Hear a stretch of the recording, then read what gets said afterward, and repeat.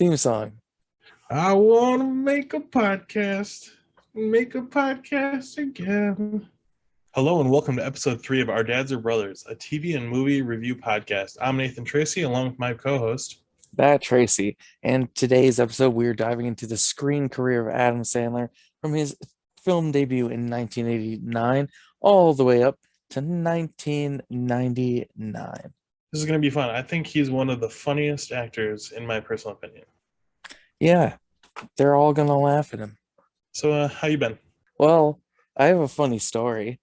Oh, yeah? Last night, I was hoverboarding home from work and I hit a bump and fell off the hoverboard on some concrete, Oh my God. scuffed up my elbow, and hurt my butt, my tailbone. So Did you hit that's your head? no. Okay, that's good. Yeah. At least not that you remember. No, I tucked my head. Okay. I mostly landed on my tailbone. Oof. Yeah, but I'm okay. I'm okay. Back What have you on the been saddle. watching lately? Still Friends. It's a trek. We're almost done. I think we're in season 9. I think we're there. So Oh, one more to okay. go. Do you have any plans of what you're watching next? You know, we've brought up Joey, but I don't think it's gonna happen.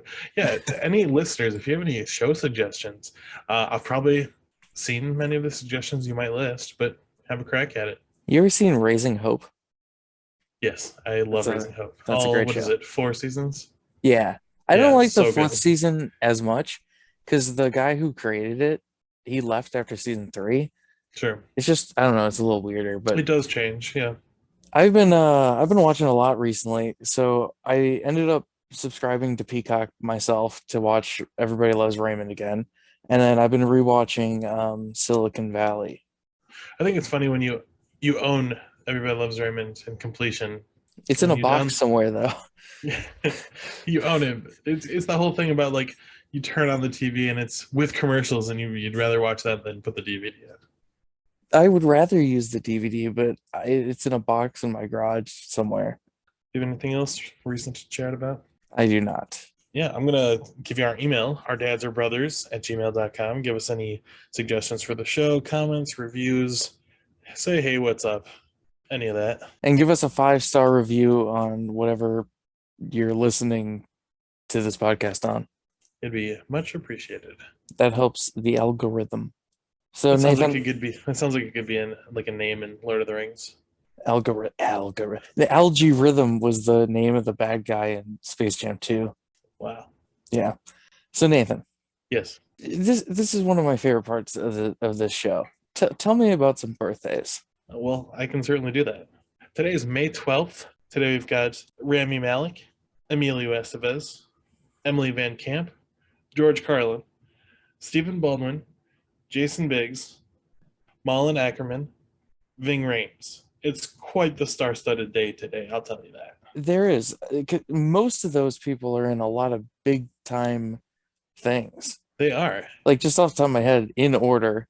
All right, Rami Malek, Bohemian Rhapsody, Emilio Estevez, he was in The Mighty Ducks. Emily Van Camp, I don't know her by name. George Carlin, the greatest comedian ever. Stephen Baldwin, one of the Baldwins. Jason Biggs from American Pie. Malin Ackerman, she was in Watchmen. And Ving Rhames, he's Tom Cruise's best friend in the Mission Impossibles. So Rami Malek was also in Night at the Museum. and the Emily newest Van Camp is in the MCU.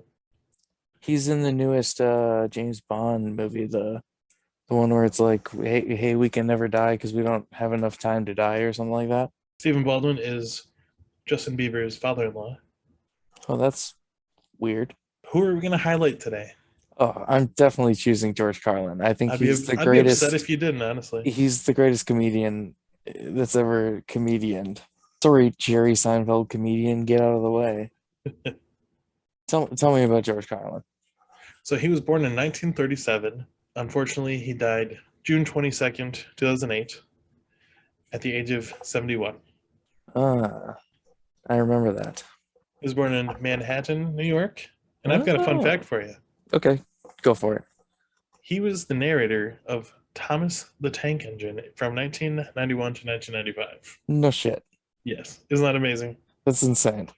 And not to mention, there was been another few Not to mention, there's been a few other notable narrators for that show. Ringo Starr. He was like the Beetle That's right. Alec Baldwin. from The Shadow, The what? from 30 Rock, Yep. Pierce Bronson. James Bond. Yes, they all talked about a train. Isn't that great? That's crazy. I never liked Thomas. Thomas is a dark show. This is a little off topic, but there's an episode of Thomas where there's a train who gets a new paint job, right? And he's like, I don't want to get rusty in the rain, so I'm not going to come outside and play with you guys. And because he won't come out to play because he's scared of getting rusted, the other trains brick him up in a tunnel and leave him there forever. And they just leave like a tiny little hole so you can stare out. And he's just locked up forever, just like, I can't do anything anymore. It's dark. Yeah, I vaguely remember that show. I do remember it was a show. His parents, this is kind of a Wes Anderson situation. I think his mom has a fun name. So his dad is Patrick John Carlin, and his mom, her original name was Mary Berry. That is awesome. I love it. Her name rhymes. So I have a interesting fact about George Carlin for you. His famous routine, the 7 dirty words, which I will not say in this podcast because you will be like, whoa. They caused him to be arrested in July 1972 in Milwaukee, Wisconsin, our home state. I did not know that, but I do love those 7 words. That bit is so funny. He also was the first ever host of Saturday Night Live on the first ever episode, though he didn't appear in any of the skits of the episode. I did know that. And I think he's best known for his 14 HBO stand-up specials that he did. I actually just recently bought the box set of them. Very classic. And he's known for appearances in movies such as Bill and Ted and Dogma and Jay and Silent Bob, Strike Back, and Jersey Girl. He's been in quite a few things. He's a great guy. Yeah, he was very, very hilarious. All the way until he passed. I remember one of my favorite things he said. I think he was 70. He came on stage and he's like, "Yeah, I've just turned 70. Now it's my favorite number with a finger in my ass." So great. That was his last stand-up special. All right, so today we're jumping into the topic of Adam Sandler's movie career from 1989 to 1999, because I think 1989 is when he first debuted as an actual actor. Whoa. Rewind just a little bit. There's a bonus fact. 1987, he was in 4 episodes on a sitcom, The Cosby Show. What? He was on The Cosby Show? Yeah, he was Theo Huxtable's friend. Oh, yeah. I vaguely remember watching that as a kid. Yeah, that's where he first started his acting career. But yeah, his first movie, Going Overboard, in 1989, he played Shecky Moskowitz. Yeah, and this, I believe, was directed by Valerie Bremen. Yeah, I think that's right. She actually had a really small role in this movie. I could not point her out, to be honest, but she was in the movie. I've never heard of her before, so. Neither have I. I do not like this movie very much. I remember watching it back in the day and just being like, yeah, this is not a great movie at all. Yeah, to be honest, didn't know it existed. I've never really looked at the filmography of Adam Sandler. I knew a bunch. So I actually just watched this for the first time, and it's a no thank you for me. I remember when you told me you were going to watch this, and I was like, I'm just letting you know it's bad. I mean, there was a few funny things, but I mean, like, what movie doesn't have a few funny things? Yeah, I always say this. Every bad movie has at least one redeeming quality. I agree. And that's what I say about genres. Every genre of music has a good song. I've found good things everywhere. I'll just touch on 3 things that I liked about this movie. One, in the very beginning, he mentions this is a no-budget movie. Not a low-budget movie, a no-budget movie. He's like, want to see an earthquake? And the camera starts just shaking, and he starts acting like there's an earthquake. I thought that was clever. I actually have a note about the budget of this movie. Oh, yeah? Yeah, it was made on a budget of only $200,000. Very low. Yeah, that's a very small budget for a movie. One thing I liked, it was a dream, actually. He and the other comedian in the dream were boxing. They're in the match, and they'd say a joke, and the other guy would, like, fake it hit. Like, as a verbal... They're taking punches. It was cool. Good idea. Favorite line from the movie. I'll put this out here as a disclosure. The only reason I have so much about this movie is because I just watched it. The priest says, "Let us look at our books. Psalms 29, Jackson 5, Red Sox 4, Yankees 3 in the bottom of the 8th." When I heard that, I was like, what? That is a pretty good joke. It's just complete nonsense of numbers. I loved it. But I think that's probably enough about Going Overboard. Yeah, I don't have much to say about it. It is the first movie that Adam Sandler and Alan Covert appeared in together, though. I think that's great that his first movie, Yeah, it started there. Yeah, it started from the first. That's great. It was actually his debut as well. So they both started their careers together, and look where they're at now. That's pretty cool. That is. So after Going Overboard, the next movie is in 1991, but I'm going to pause quick and stop at 1990. He was actually hired as a writer on SNL. He was referred to Lorne Michaels, I believe Dennis Miller, who actually found Adam Sandler. Was he doing like stand-up or something? Yeah, he was doing stand-up, and he actually was pushed by his brothers to start getting on stage when he was 17, I believe. Oh, okay. Which I've actually seen old footage of him doing stand-up, and he repeats a joke or two in Going Overboard, which I noticed. I was like, that's kind of cool. He uses old material in his first movie. Oh, that is pretty neat. And then after being a writer from the 1990 season or year, he then became an actor from 1991 to 1995. When he was fired. Yeah, for SNL. He was fired alongside with Chris Farley by NBC. Because you know why? Because they were the bad boys of SNL. They were. They truly were. Yeah.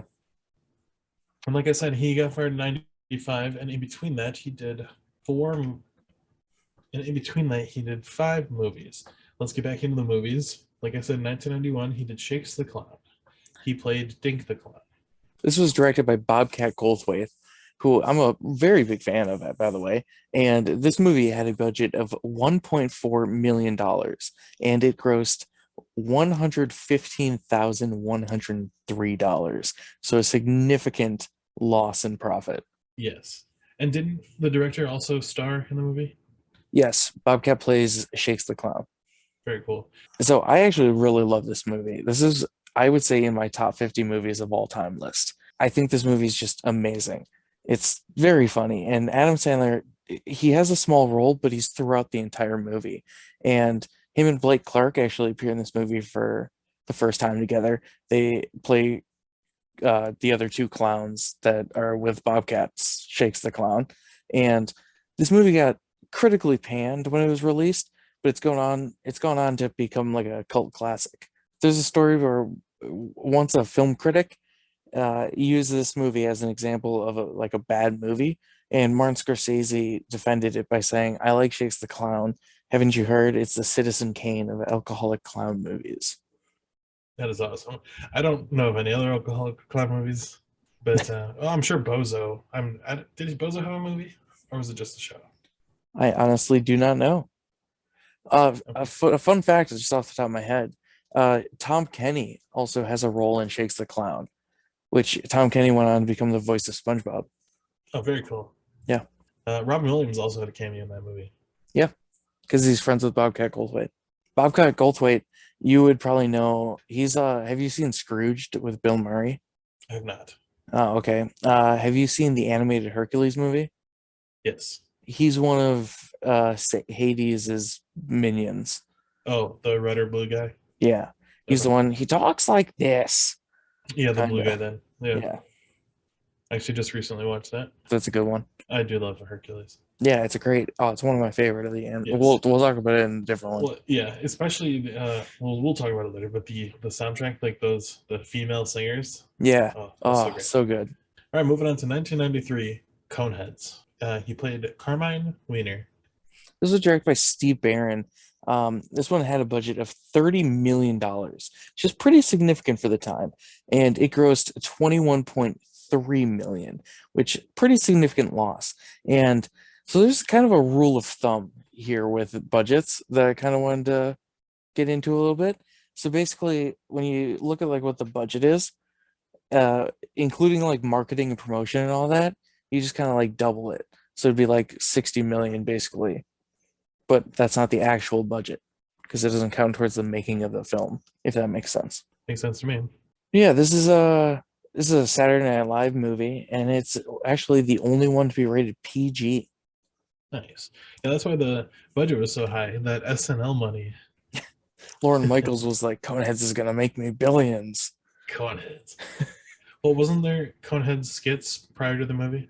Yeah, it was Yeah. based on characters from Saturday Night Live, and the Yeah, cast is Dan Aykroyd. and the cast of this movie is just littered with cameos of Saturday Night Live cast members at the time. Very cool. hmm There it is. I actually like that movie. In Coneheads, Adam Sandler acted alongside with Michael Richards, Chris Farley, and Michael McKean. The four of them also did this next movie, which we're going to discuss, is 1994's Airheads. He played Oh, Pip the drummer. yeah, this was directed by Michael Lehman, and it had a budget of $11.2 million. It grossed $5.8 million, so this is another straight up loss for Adam Sandler's movies. Now, as we'll probably say, he's not the lead in most of these outside of Going Overboard, but they're still losses technically. In Coneheads, did he have a pretty decent role? Because Airheads, he's top three, right? Yes, Airheads is he is one of the is main this three his characters. first? Okay, so in Coneheads, was he a supporting? Yeah, he's just a smaller Okay. character in that. But in Airheads, is his first somewhat lead role. He's one of the top three build. Yes, but he is the least important of the three. He Okay. gets the least character development, I would say, but Sure. he has an important scene later in the movie. Well, who cares about the drummer? Have you seen Airheads? I have not. Oh, okay. I know I'm Can I missing give out. you a quick synopsis without spoiling? Yes. So it's a very fun movie. It's basically Steve Buscemi, Brendan Fraser, and Adam Sandler are a band. They're the Lone Rangers, and they want to get their song on the radio. So they basically kidnap a radio station and force them to play their song on the radio. That's the way to do it, honestly. And it's revealed later in the movie that Pip, the drummer, has a very, very large dong. And there's a funny scene in the movie too where, so they're like, while they're holding the station hostage, Mike Judge calls into the radio station as the voice of Beavis and Butthead, and it makes like a call into the radio station. It's pretty good. I like this movie a lot. That's awesome. I think this one's a cult classic feel. Did Beavis and Butthead come out in 91? 1996 for the movie. I don't know when the show started. I think maybe 93. I was going to guess that, but I went earlier. And when did King of the Hill start? Like 98 or something? 97, I believe. Okay, we're gonna have God, to I love King of the Hill. I've watched that show 3 times through. So great. It's my favorite animated show. And this movie, it was actually Adam Sandler and Brendan Fraser's only shared movie. Can you believe that? I can believe that. Yeah. It's just one of those like, wait, really? Yeah, okay. Type of things. Because they've both been around. That is true, but maybe it doesn't surprise me because I know both of filmographies so well. Yeah, most likely. All right, this next one is Mixed Nuts, a 1994 Christmas movie. He plays Louis Capshaw. This is directed by Nora Ephron. He's a pretty big name director. This one had a budget of $20 million. And Nathan, do you think this over grossed or underperformed? Well, I would like to say it did well because it's starring Steve Martin. So I'm hoping it did well. On a budget of $20 million, this grossed $6.8 million. So a big loss. Yeah. Yeah. I haven't seen this movie because this is the one that I just don't know how to find it. Sure. I've not seen it either. I have done a little clip watching on YouTube. Mm-hmm. And I did find he sings a song. And it's all about asking a girl, I wonder what it's like, blah, blah, blah. But then he just ends it with, I love grape jelly. And I just thought that was so funny. That's pretty good. Yeah. Sounds like a SNL character he would do. Yeah, definitely. He was playing ukulele the whole time. Yeah, it's great. So I don't have a lot to say about Mixed Nuts because I haven't seen it, but it's a very funny title for a movie. Yeah, it is. I mean, but it's also a great Christmas title. Like, I assume it's about a crazy family that are all kind of nutcases. So It It is a good Christmas title. It also would be a really good porn title. Just Depends saying. on the genre of porn. But yes. Now we're moving to 1995. Billy Madison. Guess who Ooh. he plays in this one? I'm gonna guess he plays. Billy Madison. I was gonna guess Billy Madison's dad. Nope. He Ah, plays Billy darn. Madison. Well, this one was directed by Tamara Davis, and this one had a budget of $10 million. And do you want to guess if this was over or under? I think at this point in his career, people are excited. I think it's over. This one grossed 26.4 million. This was his first successful film of his career. Nice. Yep. It's also one of his highest rated critically, I think. He's actually said in a interview somewhere along the line that Billy Madison is the closest that he's been to playing himself in a role. Oh, that's pretty neat. Yeah. So when he says, "Do you want some milk?"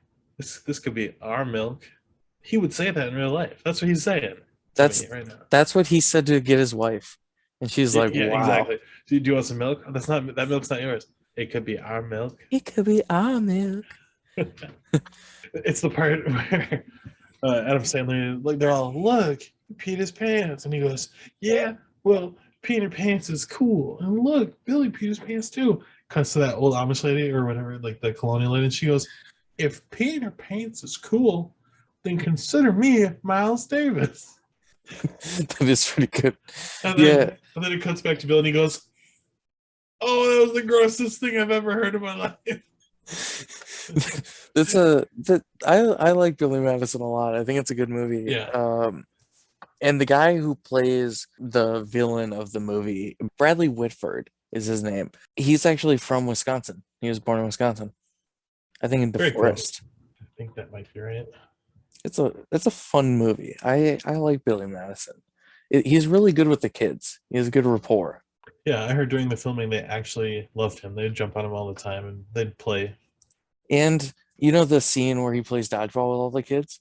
Yes. He actually was really wailing those kids with balls during filming, and a lot of them crying was real because the parents got upset because they didn't know their kids were going to get just demolished by an adult. That is awesome. All right, this next movie, I'm sure you will not be able to guess the character's name, but it was in 1996, Happy Gilmore. Who did he play in this movie? Bob Barker. Close. Not close at all. Happy Gilmore is who he played. Well, this one was Price directed. is wrong, bitch.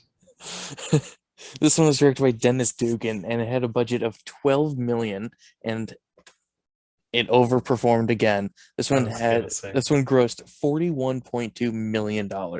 Judd Apatow, he actually did a script rewrite on this movie, but he had to go uncredited because of SAG rules.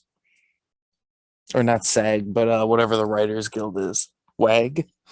I'm not sure. The WGA, the Writers Guild of America, I think it is. Something like that.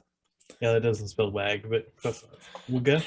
Yeah, WAG would have been, because I was thinking of SAG, which is Screen Actors Guild. Right. And so I just went, well, WAG, but that would be Writer Actor Guild. Well, I love Happy Gilmore. It's one of my favorite Adam Sandler movies. Yes. It's very funny, and I love sports movies, even though I don't like sports in real life. And sure. So anything to do with sports, I really like in movies, and this one obviously has to do with hockey and golf, and it's very fun. This was one of my first movies owned on VHS. Same. Yes, I've seen Billy Madison and everything else around that same age, but Happy Gilmore was the one I kept hitting rewind and waiting 5 minutes before I could watch it again. It's so good. A VHS is this little rectangle plastic thing. I'm just kidding. Do you remember dial-up internet? Yeah, it's what started dubstep. So Ben Stiller actually has a cameo in this movie that I wouldn't call it a cameo because he is uncredited. I really like him in this where he's the evil nurse. I think his name's Greg. If it's not Greg, I'll eat my words. Hal L. Like HAL, capital L with a period. Hal L is his name. Huh. What's your favorite bits in Happy Gilmore? Oh, there's so many. The Bob Barker fight. Yes, but speaking of Ben Stiller's character, and he's so cruel to his grandma. Yeah. But when he goes to visit, earlier there's a scene with this crazy lady, and she's outside, and he goes in. He goes to fix the window or the air conditioner, and it falls out. And he looks out the window, and he just hears she's screaming for help. And he goes, you know that Mista lady? Yeah, I think I killed her. Like, Yeah, then he just shuts the window on her yeah, I think instead of that's helping one her. of the funniest things. And then I love that scene too because as he's walking out of the building, he walks right past her and she's still laying in the ground with Yeah, it on her. just like a turtle on her back.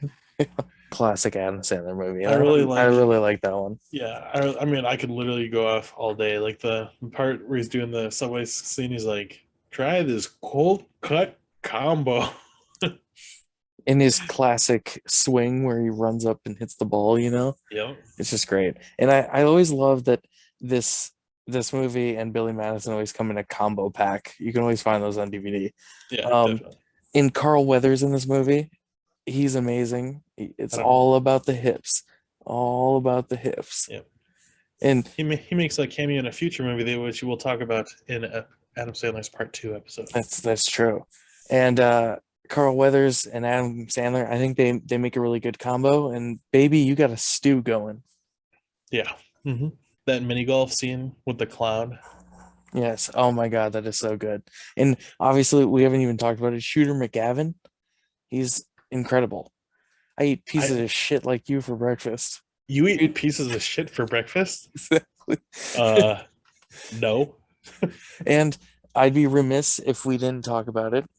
The guy who plays his boss, Richard Gere, he was Jaws in the James Bond franchise, and he is great in this movie where he is the boss who has the nail in his head, and then he goes after Shooter at the end. Play it where it lies. Yeah, It's on his boot. he's really good in this movie. I still have Bradley Whitford up. I'm going to look him up. All I honestly can think about him from is Brooklyn Nine-Nine.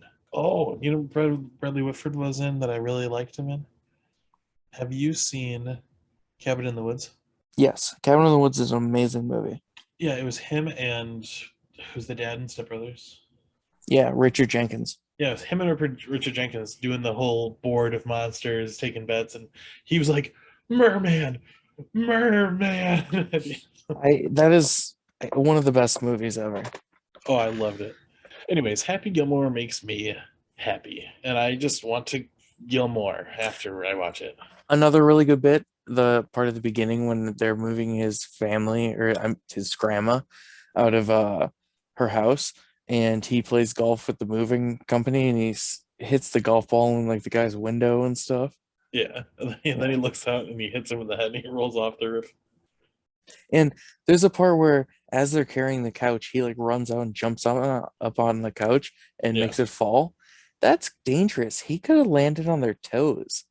He sure could have. Could you imagine that? Yeah. Your toes would be oof. You have anything else to say about Happy Gilmore? I have plenty more to say, but this is not the Happy Gilmore episode, so let's move on. Are we gonna do a Happy Gilmore episode? Because I don't really wanna. We are not. So this next movie, also a 1996 movie. So this is his second this year that we're talking about. Mm-hmm. I will mention earlier in 1994 he had 2 movies, so he's had a couple close releases. This is Bulletproof. He plays Archie Moses. Yeah, weird character name for him in this one. Yeah. And this one's directed by Ernest Dickerson. And this one, I couldn't find a budget for this one, but it grossed 21.5 million. So not terrible considering what his past ones have been grossing. But this one does have an 8% on Rotten Tomatoes, which is pretty low for this period in his career. We'll say I really like this movie. It's got Damon Wayans along with Adam Sandler, and I really like them as a combo. And I thought this was a really funny movie, but as I'm sure people will find out throughout the course of this podcast, I like really bad movies. So maybe it is bad, but I like it. I like this one. And it's a rare R-rated movie from Adam Sandler in this point of his career because he was mostly known for doing PG-13 movies. Actually, his first movie, Going Overboard, was rated R. That is true. But like when you think of like Happy Gilmore or Big Daddy or Billy Madison, they're all PG-13. Even nowadays, like Zohan and all those. In 2020, a direct-to-video sequel of this came out. Mm-hmm. starring Yeah. Faison Love and Kirk Fox. Yeah, they took over the roles of Jack Carter and Archie Moses respectively. I actually saw this movie when it came out. It came out around the same time as like a lot of these weird sequels for movies from the 90s. It it was really strange how many of them came out in the span of like 3 months, but I saw most of them and they were all pretty bad. They're just really low budget, low effort comedies that just don't live up. Well, especially when you're following it an 8% in Rotten Tomatoes, like why are you making a sequel for such a low Yeah, score? and Like, especially a movie like Bulletproof, who most people don't even know it exists. You right? know, like when you're talking about Adam Sandler movies, you never talk about this movie. No, definitely not. Yeah, I really like it though. I think it's a fun movie because Archie Moses, Adam Sandler's character, he plays a criminal in this one, and he's actually in jail, and Damon Wayans plays a cop who is like in charge of bringing him in. All right, and that's that for Bulletproof Monk. Oh, sorry, just That's a Bulletproof. Sean William Scott movie. All right, now this next movie, like I talked about the multiple years, 1998. Three Uh, movies came out this year. This first one is going to be so he took 1997 off.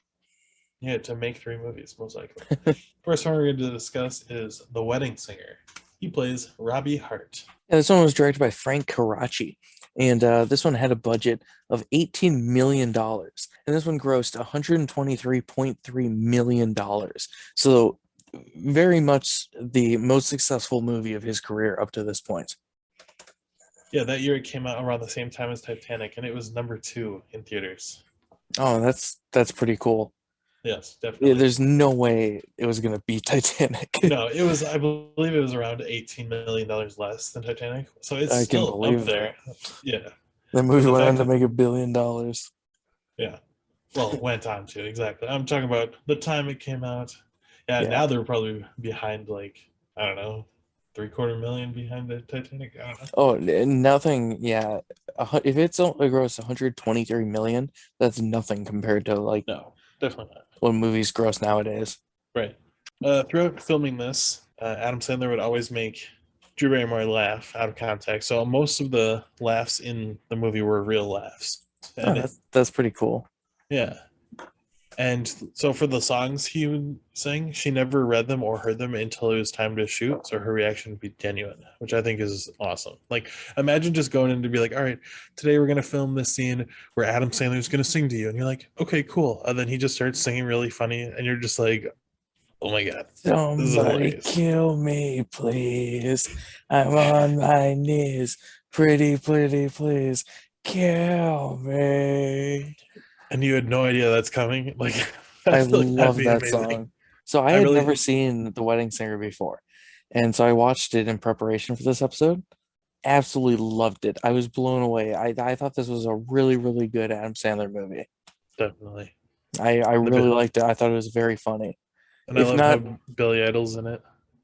yeah, I was gonna say I like that, and there's a Boy George character in it, which I think is very funny. But I will say this movie is slightly homophobic, and I know it's from the '90s, but I just wanted to mention that.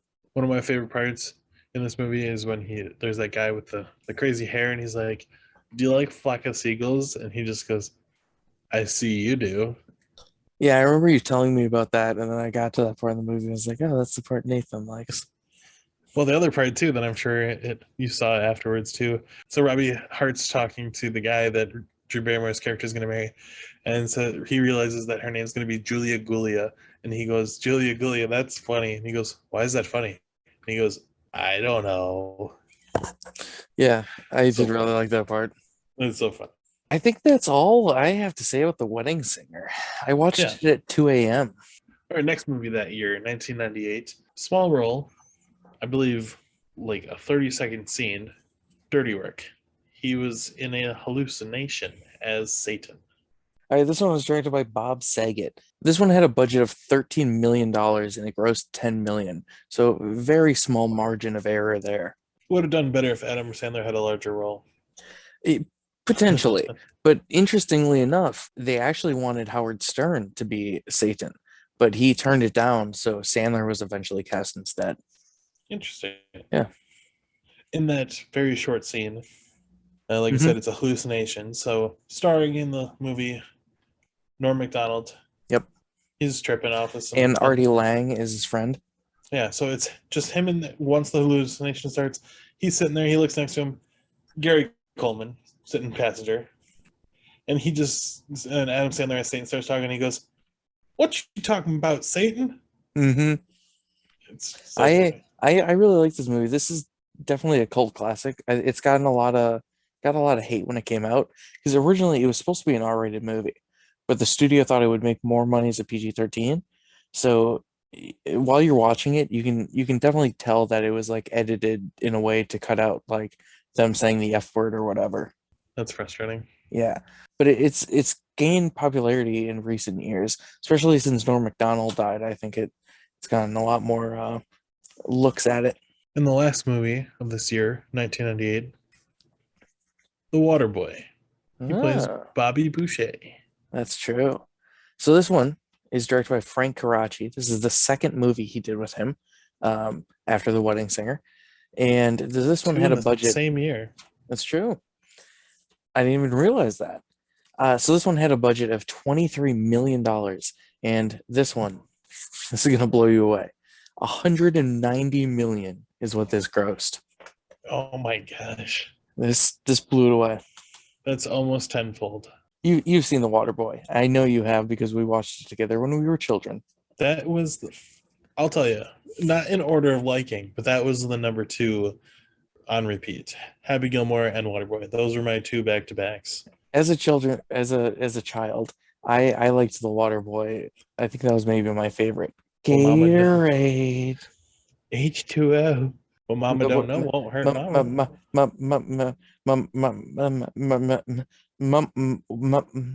Mama says.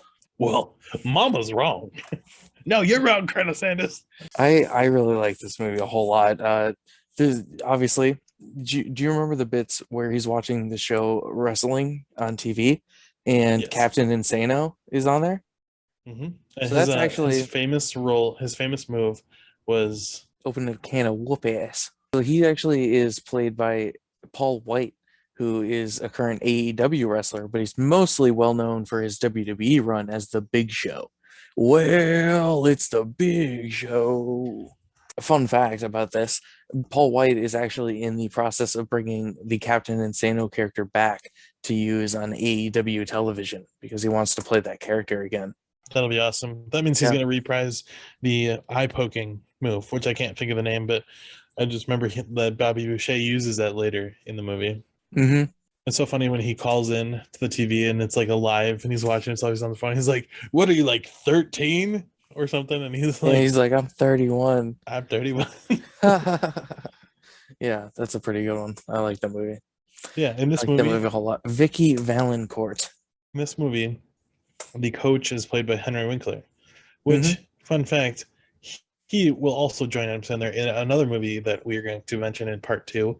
The same movie we're going to mention about Chubbs. Fun fact. The Waterboy was originally based on the sketch Canteen Boy, a character that Sandler portrayed on SNL. Oh, yeah, I like that character actually. That's a skit he did with Kevin Nealon. I like Kevin Nealon. I like Kevin Nealon a lot. He actually is in a lot of Adam Sandler's later movies. Yeah, and I really like his character on Weeds. He was in the first few seasons of Weeds. Yes. Again, we could go off of many quotes, something that Mama might say, like, "Go on and play foosball with your friends." Yeah, I love that she says foosball. Oh, it's so great. What's that quote about the sheets? Oh yeah, where she's like, he wet the bed until he was 16 years old or something like that. But because he still wets the bed as when he's 31. Yeah, no, it's when he first shows up. Yeah, because there's sheets hanging over there. Yeah, because Vicky Valancourt shows up and she's like, "I like a man who wets the bed" or something like that. She's like, "I like a boy who's well hydrated" or something. She makes some joke about how she likes that he wets the bed. Yeah, and later in the movie, when he's like passed out, she brings out the special water and just gives it to him, and that's what revives him. Do you remember his main mode of transportation in that movie? Yeah, he drives a lawnmower. That's right. Yep. All right, let's move this along. Let's tell me about what's next. The next movie, a year later, 1999, Big Daddy. He plays Sonny Koufax. Oh, yeah. So this is directed by Dennis Dugan. This is his second with Dennis. This one had a budget of $34.2 million. And this one might surprise you. This grossed $234.8 million. His most successful movie to date. To date of what we talked about, or till today? Well, yeah, to what we talked about. Okay. What do you know what his most successful financially is? Yeah, we'll get to it in a later one. I'll keep it a secret for me. No, like don't put that in the podcast. I'm asking you. Oh, yeah, I'm pretty sure it's Pixels. Okay. Oh, weird. Okay. I think don't put any of Pixels, that in. I'm pretty sure Pixels did like 400 million or something, or 300 million. I mean, I guess. Or maybe it was Grown Ups, actually, the first Grown Ups. Okay. And this movie was Adam Sandler's first movie with Leslie Mann. And in this movie, her love interest is Jon Stewart. Fun fact. Yeah, the host of The Daily Show, or was the host. Was. Julian, who's also known as Frankenstein in this movie, he's played by the twins Dylan and Cole Sprouse, who would go on to star in the Disney Channel shows The Sweet Life of Zack and Cody and Zack and Cody on Deck. Since I'm watching Friends, he also plays Ross's son Ben in the later episodes. Oh, that's pretty interesting. Just one of the twins or both of them? I assume both. I'm not sure. Okay. It's kind of funny, especially so it's very common for twin actors to play one kid. Mm-hmm. Look at Full so House. Yeah. I sometimes like to think in the future, like when they move on. So like I forget who. Maybe it's Dylan. He plays in Riverdale. Are you familiar? Yes. As a Jughead. So like picture now, is that both of them playing Jughead? No, I'm just kidding. Yeah, because one of them is also in that like movie 5 Feet Apart, where they have cancer or something and they can't touch each other, but they want to have sex. And then one of the other brother is known for getting his dick pic released on Twitter or whatever. Oh wow. Yeah. Since this grossed so much movie. Whoa. Since this grossed so much money, the success of this one combined with the Waterboy and the Wedding Singer, it actually helped Sandler fund his production company, Happy Madison Productions, which he started after making Big Daddy. And I'm sure you've all heard of Happy Madison Productions. Terrific. That's from 2005. We can't do that. One of my favorite parts about this, as you said, Frankenstein is what he likes to be called.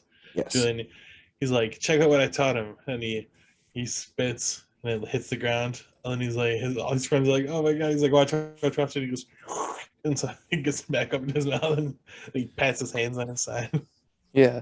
Oh, so gross. So gross. So gross. I really like the parts where they're throwing the sticks in front of the guys on rollerblades and knocking them into the lake. Just so mean. When they're shopping and he throws a can of soup on the ground, he goes, Microsoft just went down 3 points. Yeah. I like when he's scratching himself and Leslie Mann's like, what's he got going on there?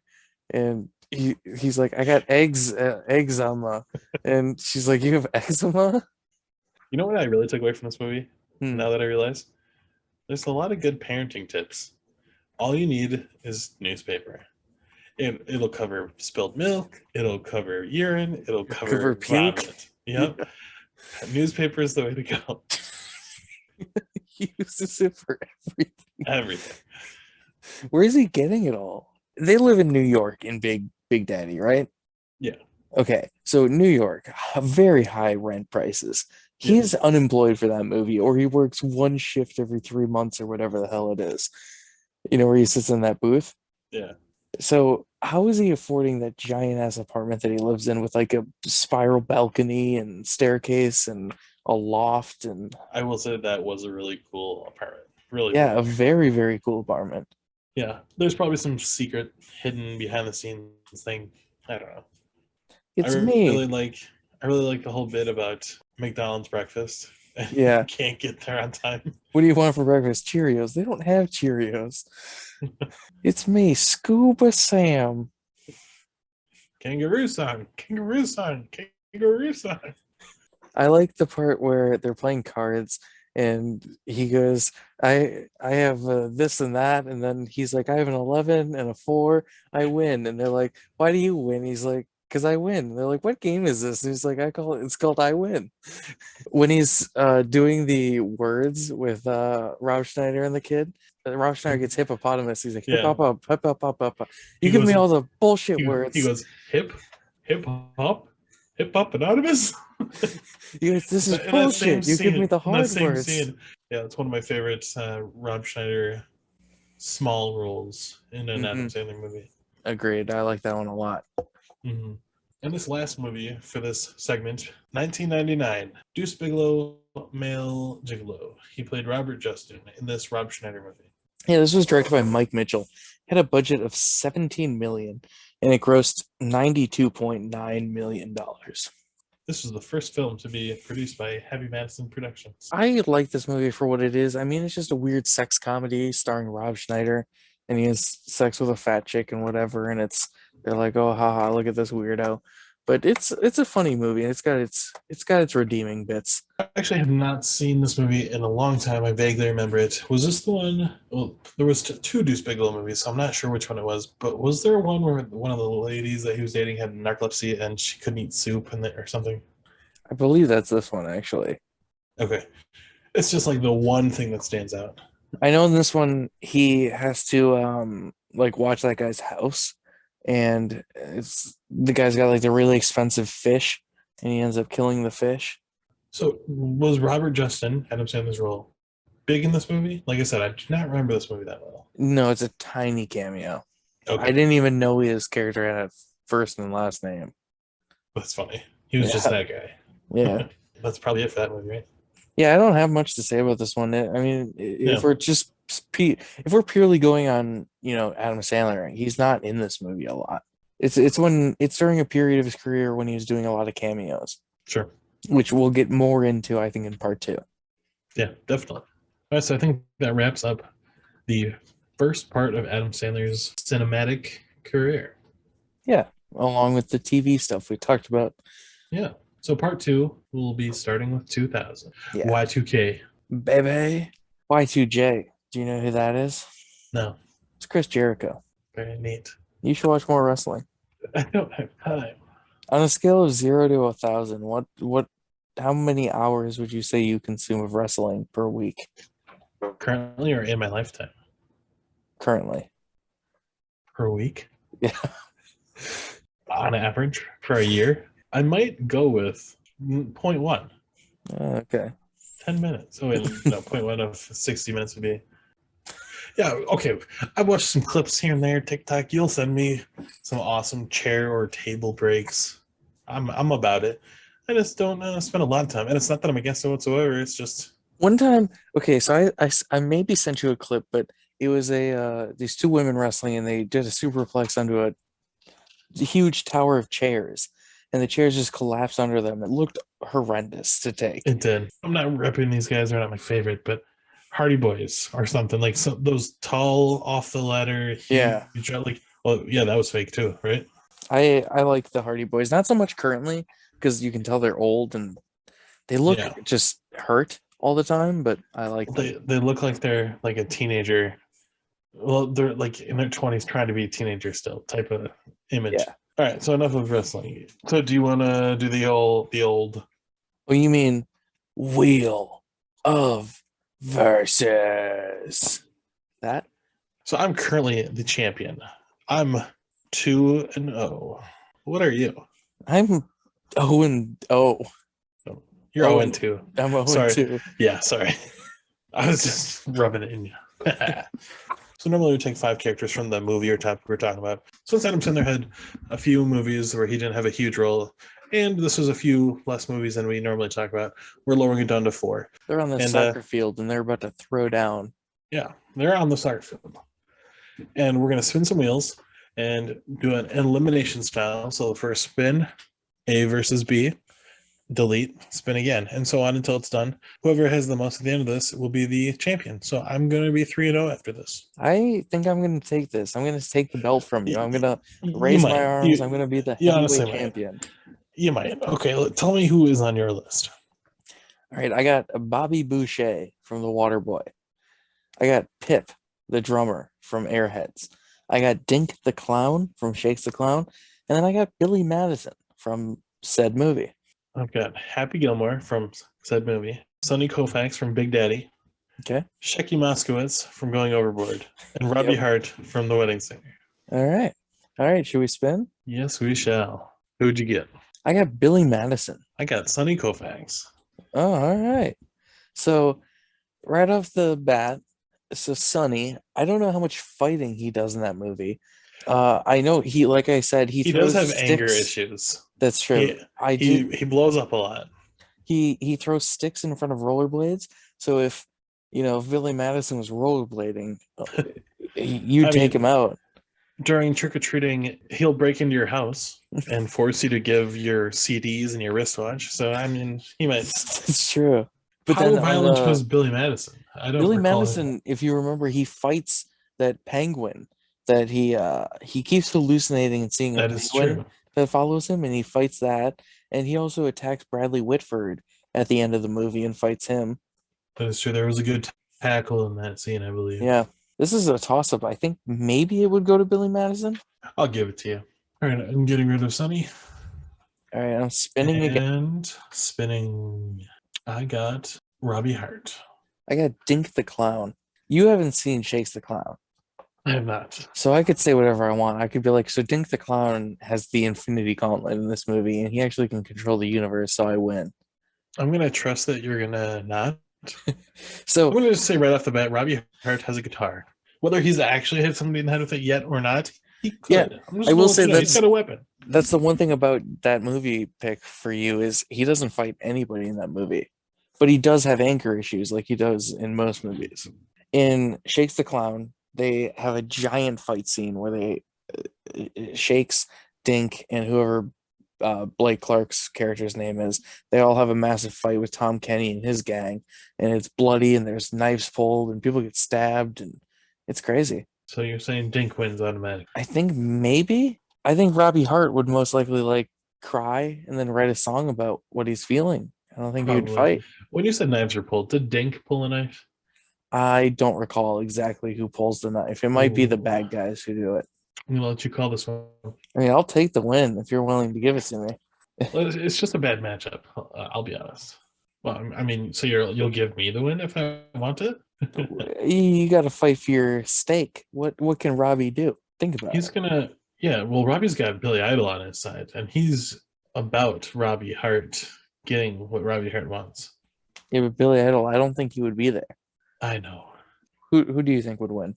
Like you said, I've not seen Shakes the Clown, and you said there was a fight scene. I'm guessing you're probably right that Dinks will win. Did Dink the Clown at least punch somebody? Yes. There's definitely... Like you said, Robbie will just write a song about it. So you are 2 points. Spinning also. I got Shecky. I got Bobby Boucher. Automatic win. That's what I was thinking because he's a football guy and he also has anger issues, like literally every Adam Sandler character there is. Yeah. Well, immediately, as soon as you said he's anger issues, I just hear his catch as he charges. Exactly. So he would lose his mind. He'd open a can of whoop ass he'd tackle the bullies. He'd get Shecky and he'd dominate Shecky, I think. I think you're correct. I think so. But at the same time, if you remember from Going Overboard, Shecky's really good at running away and from the terrorists. But if you also remember, running and hiding. There's that scene in The Waterboy where the guy's running, trying to make the touchdown, and from across the field, Bobby Boucher chases after him and tackles him. That is true. Yeah, so he's got speed. What color shirt would Shecky have when you tackled him? I think he'd be like he is on the DVD case, just in his swim trunks and his floaties. Oh, okay. Have you seen that picture? Scene I'm talking about, yeah, in that scene I'm talking about where he's running from the terrorists, they thought it'd be funny that all throughout that whole scene of, 5 minutes, his shirt changes colors, probably 20 times throughout that chase scene. That's insane. It is. It's funny because in the beginning he goes, "What color shirt do you think I should wear today?" And his friend goes, "I think pink." And he goes, "I was thinking green." And then, like I said, throughout the next 5, it changes back and forth between pink and green. That's great. It's hilarious. All right, we don't need to spin, but I have Happy Gilmore. And I have Pip the drummer. Just for fun. I have not seen Pip the drummer in action. Yeah. But I do know that Happy Gilmore, anger issues, like you mentioned. Yep. And he is actually very violent in Happy Gilmore many times. He fights a lot in that movie. He does. If you ever realized how much, he beats the crap out of a fake clown, beats Bob Barker. I mean, he loses. Yeah, but he does beat up on him. Yeah. Anytime he was playing hockey, he's checking people left and right. He got kicked off the it's stated at the beginning of the film. He got kicked off the hockey team because he's the only person in league history to take his skates off and try and stab someone with them. Well, tell me about Pip. Was he very violent in the movie? No, he's actually the most sensitive character of the three guys in the band. And he's the one who's like, guys, we shouldn't do this. We shouldn't take all these hostages. But it's also, he's a virgin in the movie. And then he loses it later on because that's a plot point where she finds out that he is just the most massive dong that's ever existed. So nice. I don't know. Maybe he could use that. I don't think he would battle. So I think I'm going to win this battle, but you won the war. So your first victory. Congratulations. I'm raising my hands. I am the world champion, the world heavyweight champion for the first time. For the first time. My record's still better, but congratulations this time. I'll give it to you. You had a good reign. Episode 1 to 2. Yes. All right. And that was Wheel of Versus. Wheel of Versus. That was a good episode. Yeah, I liked it. I really liked this. I like Adam Sandler a lot. The Sandman. The funny man. The funny Sandman. His daughter, she's sick. He has a reason to be doing all this. That's a reference to the Sandman. So next week, we are covering the Shrek franchise. All 4 films and maybe some swamp stories. Yeah, maybe any extended features that we want to include. And I'm excited for those. It's been a while since I've seen the Shrek movies. Yeah, we'll watch those at night, and then in the morning, I'm making waffles. Making waffles.